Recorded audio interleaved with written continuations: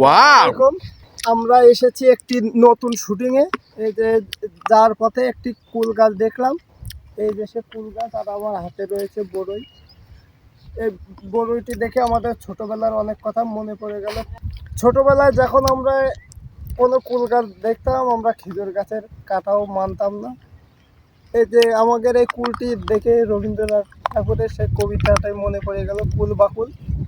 আপনারা সবাই জানেন কুল বাকুল কোন হালার মালা তৈরি করেছে। আর এই যে আমাদের মেরাবকে দেখুন, দেখি মেরাব, দেখি তোমার কুল পারছে একটা আমাদের দিচ্ছে না। আমরা এখন যাবো শুটিং স্পটে। আমি সামলাতে পারছি না নিজেকে, আগে কুল খেয়ে নি পরে ভিডিও করছি। আমরা এখন শুটিংয়ে যাবো, সবাই আমাদের দাঁড়া দাঁড়া, আলমামুন এখান থেকে কুল পারছে, মেয়েরা বই যে নিচে কুল দেখছে। ওই যে ডিরেক্টর সরি ভুলে গেছে আমাদের ডিরেক্টর, এখান থেকে এই যে কুল পারছো, কার কাছ থেকে অনুমতি নিছো? আপনারা দেখছেন একটি শুটিং ভিডিও। আজকের ভিডিও এই পর্যন্ত কি ছিল।